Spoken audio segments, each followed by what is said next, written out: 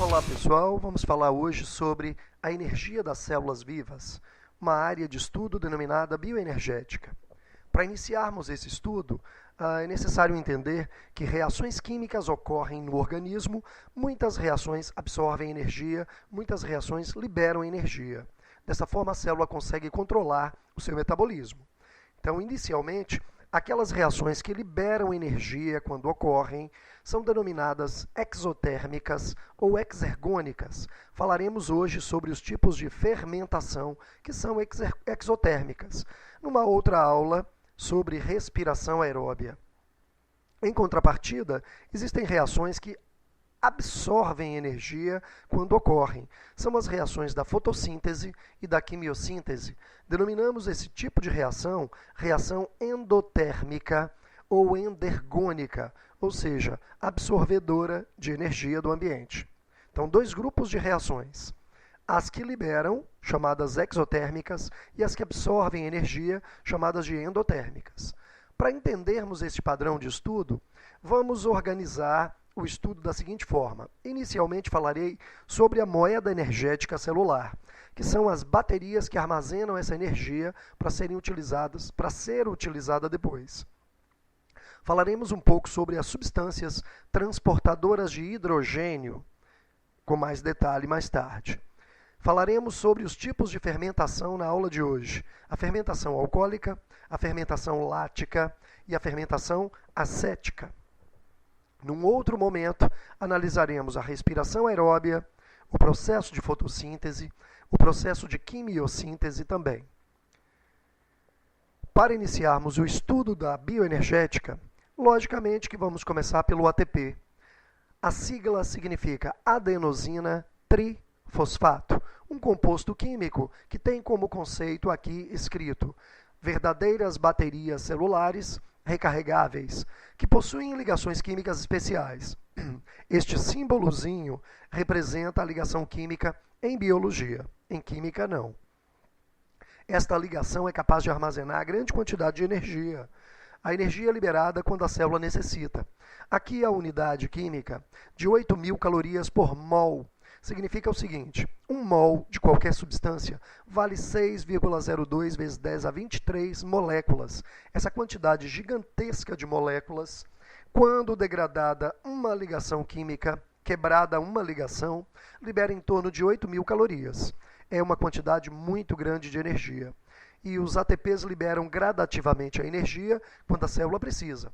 Vamos conhecer, então, o que é um ATP.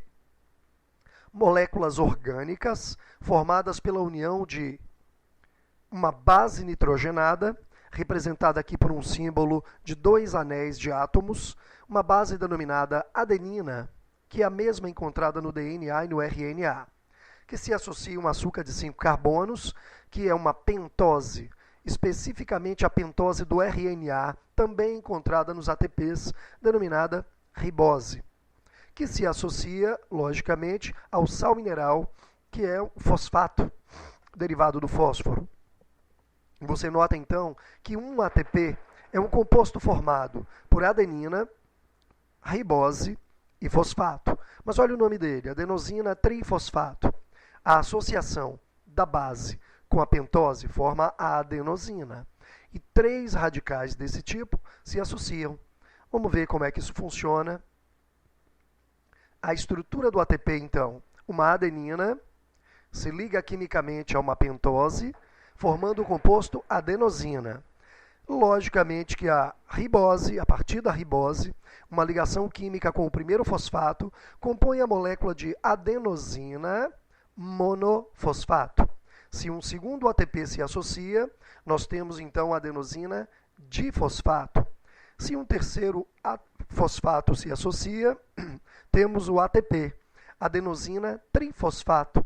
E é exatamente esse composto, com 3 radicais do tipo fosfato, que é a bateria energética carregada de energia. Bom, logicamente que a energia se encontra nas ligações químicas, principalmente entre os radicais do tipo fosfato.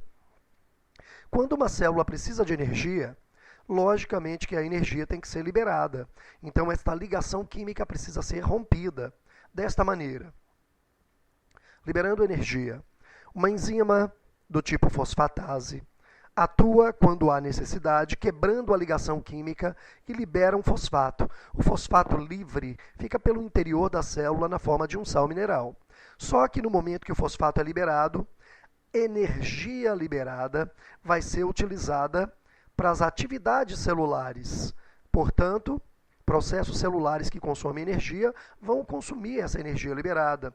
A molécula de ATP, que era o composto considerado uma bateria carregada, adenosina trifosfato, se transforma num composto, adenosina difosfato, se transforma em ADP.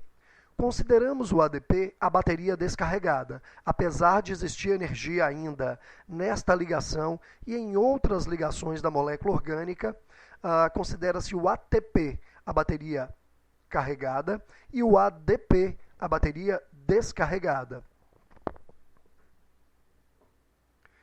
Além da energia liberada nas reações químicas, existem substâncias químicas que são chamadas de aceptores de hidrogênio. Por que isso? Porque o combustível principal de energia da célula é a glicose. Quando se degrada a glicose, a energia vai para os ATPs. E sobram vários átomos que são radicais livres, dentre eles os hidrogênios. Então repare só, o que são aceptores de hidrogênio? São transportadores, moléculas transportadoras intermediárias de átomos de hidrogênio que são capturados livres no interior da célula. Evitando o acúmulo desses hidrogênios, os aceptores podem evitar também a acidificação do citoplasma. Nós temos dois tipos de transportadores de hidrogênio, o NAD e o FAD. A sigla NAD significa nicotinamida adenina dinucleotídeo, enquanto que a sigla FAD significa flavina adenina dinucleotídeo. O que fazem essas duas substâncias no interior das células? Bom, resumindo, a glicose é a fonte de energia. Quando uma célula oxida a glicose, degradando a glicose, libera-se energia que vai ser armazenada nos ATPs. E os átomos livres, principalmente hidrogênios, que podem ser nocivos para a célula, porque reagem formando ácidos que podem trazer problemas às células, estes hidrogênios precisam ser eliminados. Quem captura os hidrogênios para evitar a acidez? O NAD e o FAD. Como é que essas substâncias atuam nas células? Bom, o NAD se encontra na sua forma original, segundo a química, na forma oxidada. O que é um composto oxidado? Um composto que vai receber, durante a reação, elétrons ou hidrogênios. Bom, repare só, aqui eu tenho NAD, vamos entender melhor como isso funciona. Aqui eu tenho no interior da célula o NAD, e uma substância que eu estou chamando aqui de substrato H2, que pode ser a molécula de glicose. Por que um substrato? Bom, a substância qualquer que contém hidrogênios e é passível de perder esses hidrogênios num certo momento em que a reação vai ocorrer. Quando os hidrogênios, então, são liberados pela substância, o NAD vai e captura esses hidrogênios. Repare que o NAD recebeu hidrogênios da tal substância. Quem ganha hidrogênios, no conceito químico, fica reduzido. Quem perde os hidrogênios, fica oxidado. Voltando a esse conceito, repare que o NAD estava na forma oxidada, sem hidrogênios. E a substância lá, que pode ser a glicose, continha hidrogênios, então dizemos que ela estava na forma reduzida. Quando a substância libera os hidrogênios, eles são capturados pelo NAD. O NAD se torna reduzido, enquanto que a substância foi oxidada. Você vai entender melhor esse tipo de modificação quando a reação química de fermentação aparecer daqui a pouco. Então você viu que existem moléculas que armazenam energia, os ATPs, e moléculas que capturam radicais livres, os aceptores de hidrogênio, que podem ser NAD e FAD. Agora sim a gente pode dar início ao estudo dos processos bioenergéticos. Fermentação é o primeiro processo mais simples de todos de obtenção de energia celular. O que é a fermentação exatamente? Um conjunto de reações químicas, em torno de 10 etapas sucessivas, anaeróbias, ou seja, não usa oxigênio atmosférico, e controladas por enzimas, que degradam a molécula de glicose para a obtenção de energia. sobram sempre resíduos finais. E a depender do tipo de resíduo, nós caracterizamos a fermentação. Então, peraí, o que é fermentação? É um processo químico de degradação de glicose para que a célula obtenha energia. Mas sempre esse tipo de reação gera resíduos. Quando o resíduo final é, por exemplo, o álcool etílico, nós então denominamos de fermentação alcoólica. Quando o resíduo é o ácido lático, a fermentação é denominada fermentação lática. Quando a substância final é o ácido acético, a fermentação é do tipo acética. Então, repare que nós vamos analisar 3 tipos de fermentação: alcoólica, lática e acética. O nome vem do resíduo final gerado pelo processo. Iniciando o processo, então, pela fermentação alcoólica.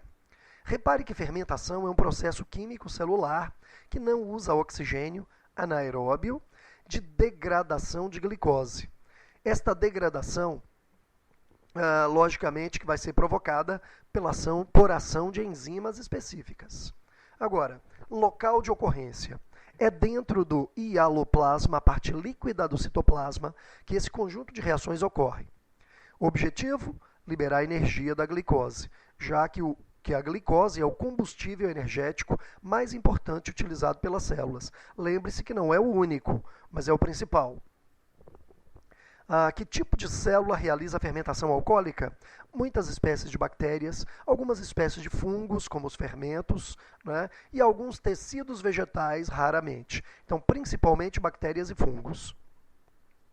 O resíduo final da fermentação alcoólica é sempre moléculas de CO2 que sobram e a molécula de álcool etílico, que é o lixo químico do processo. Repare que o processo químico que a célula realiza é para gerar energia para a célula sobreviver. Mas o lixo químico, CO2 e álcool, esta célula joga fora. Mas o homem, então, utiliza os resíduos CO2 e álcool para a indústria.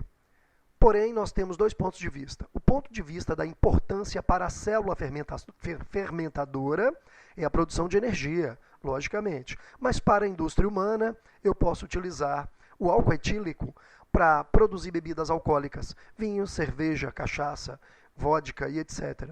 É o mesmo álcool etílico produzido nessa fermentação. A produção de massas, principalmente pães. Por que os pães? Eu uso o fermento biológico para inchaço das massas. É o CO2 liberado na fermentação que promove o inchaço das massas. Então, pães, pizzas e outras. Ainda o álcool etílico é utilizado como combustível. O nosso Proálcool, né, o projeto do álcool brasileiro, que usa álcool etílico nas bombas do posto de gasolina, os motores tipo Flex utilizam este álcool etílico.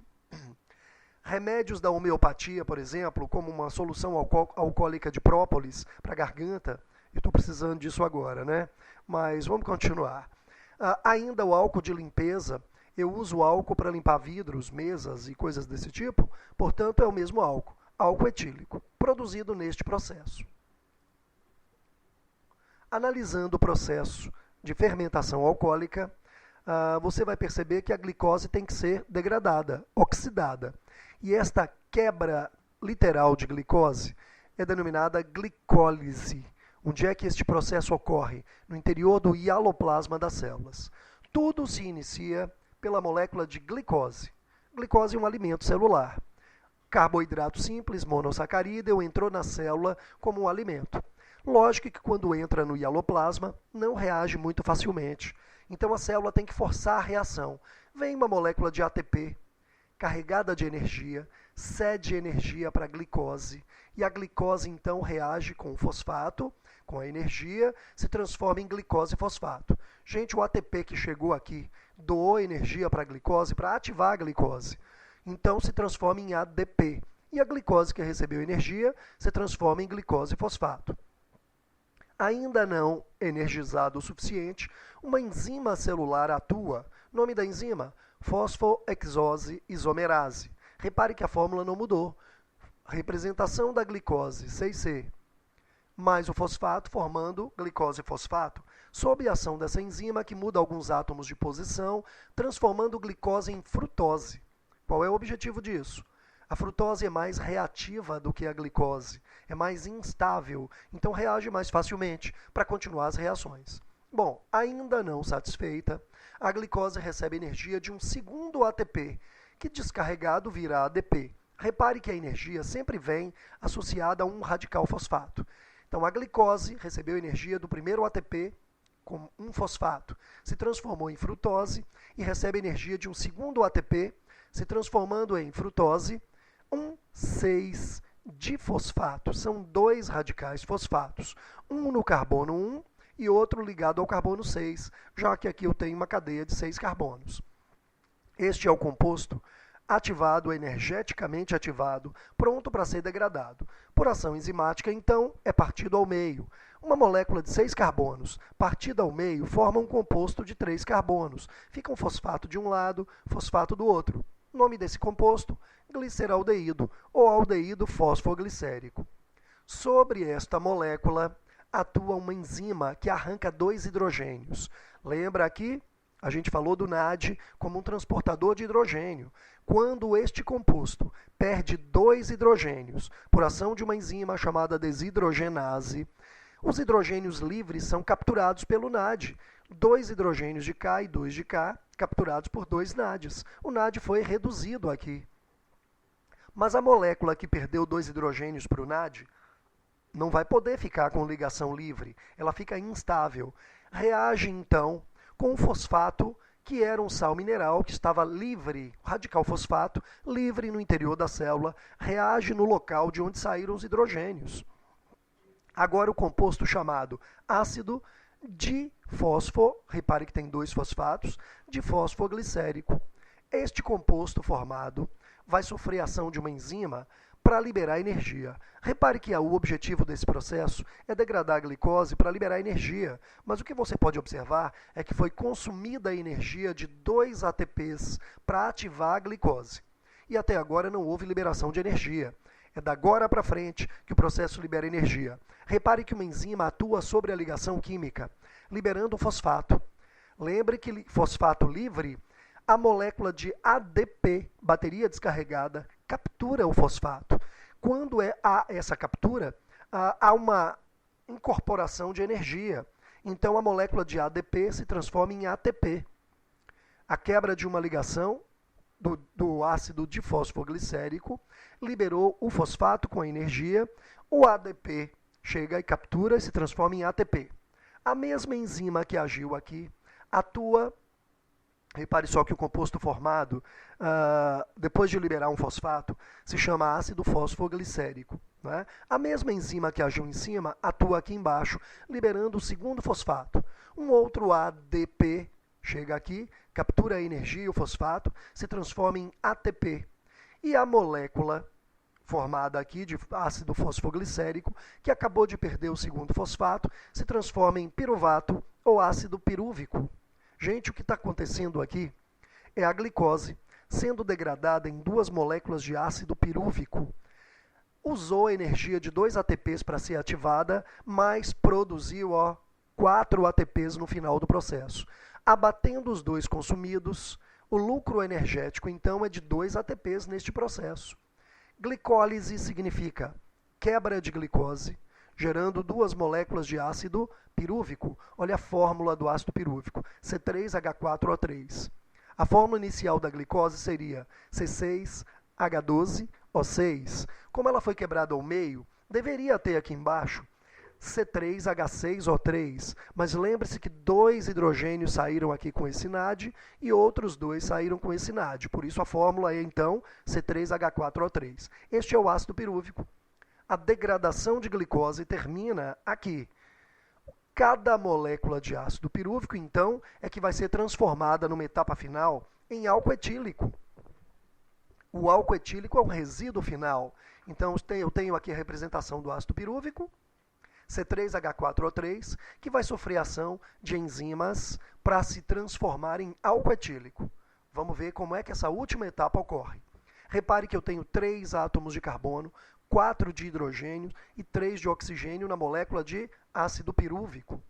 Uma enzima denominada descarboxilase atua sobre o ácido pirúvico e retira um carbono e 2 oxigênios.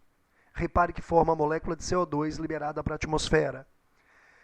A molécula, então, de ácido pirúvico, que perdeu carbono e oxigênio, fica com 2 átomos de carbono, 4 de hidrogênios e 1 de oxigênio. Aí vem aquele NAD que capturou os hidrogênios anteriormente e doa os hidrogênios para esse composto. Quem tinha 4 hidrogênios ganhou mais 2. Ficam aqui 5, mais 1 aqui 6. Então o composto tinha 2 carbonos, agora tem, continua com 2, agora tem 6 hidrogênios e 1 oxigênio. Portanto, liberou-se uma molécula de CO2 e se formou uma molécula de álcool etílico. Repare a fórmula, C2H5OH, nesta combinação aqui, da fórmula espacial, você tem a cadeia básica de carbonos. Para ser um álcool tem que ter uma hidroxila, um OH ligada à cadeia central de carbonos, e nós temos aqui a fórmula do álcool etílico. Esses são os 2 resíduos da fermentação alcoólica, álcool etílico e CO2. Mas lembre-se que cada molécula de glicose foi quebrada em 2 de ácido pirúvico, o que vai gerar então 2 de CO2 e 2 de álcool etílico no final. Fechando com uma equação aqui embaixo, a equação geral, que tem a glicose, gerando 2 de CO2, 2 de álcool e 2 de ATP. Né? Fechando a fermentação alcoólica. Segundo tipo de fermentação é a fermentação lática. Essa fermentação lática é semelhante à alcoólica. É um processo celular anaeróbio que oxida a glicose por enzimas, que ocorre no hialoplasma, exatamente como a alcoólica, que tem o objetivo de liberar energia. O resíduo final, aliás, as células que realizam, também são bactérias e fungos. Mas aqui entra um grupo celular muito importante. Tecido muscular estriado esquelético. A nossa musculatura vermelha de movimentação voluntária faz esse tipo de fermentação e provoca, quando ocorre com intensidade, provoca fadiga muscular. Você se lembra que quando você faz um exercício muito forçado, vem as dores musculares no dia seguinte, da fadiga muscular. Foi o acúmulo de ácido lático que provocou isso. Resíduo final dessa fermentação, não mais o CO2 e o álcool etílico, e sim o ácido lático, porque existem enzimas distintas nos 2 processos. A importância da fermentação lática para a bactéria ou para a célula que faz a fermentação é a energia liberada, é o que interessa para ela. O resíduo final, ácido lático, o homem também usa na indústria, para a produção de conservas. Da indústria, por exemplo, aqueles baldinhos de picles que a gente encontra no supermercado, chucrutes, que é repolho em conserva, cebolinha em conserva, pepino em conserva, uma série de produtos em conserva ficam mergulhados num líquido, e esse líquido contém ácido lático que impede a penetração de bactérias decompositoras e fungos. Também derivados do leite, para eu produzir o queijo, a coalhada, o requeijão, alguns tipos de doces como a ambrosia, eu preciso azedar o leite. O azedamento do leite é acúmulo de ácido lático que aglutina as proteínas e dá aquele sabor ácido. Portanto, é a fermentação lática utilizada na indústria. Como ocorre? Resumindo, a glicólise ela é igual à da fermentação alcoólica. Repare que uma glicose vai ser utilizada. Resumindo o processo, 2 ATPs são gastos para ativar a glicose, reduz-se 2 NADs, liberando hidrogênios, né? Produz-se 4 ATPs no final, 4 produzidos menos 2 consumidos, dá um lucro de 2, e formam-se 2 moléculas de ácido pirúvico. Os NADs trazem os hidrogênios e os ácidos pirúvicos se transformam em ácido lático. Então, a molécula de ácido lático simplesmente é a transformação de ácido pirúvico que recebeu 2 hidrogênios do NAD, se transformando em C3H6O3 ou ácido lático. Equação geral, uma de glicose, gerando 2 de ácido lático e 2 ATPs de lucro energético. Se produz 4, mas se consome 2. Então, lucro de 2 ATPs, igual na fermentação alcoólica. Qual é a diferença, então? Aqui o resíduo final é o ácido lático.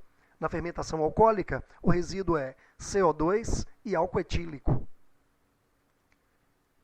O terceiro tipo de fermentação é a fermentação acética.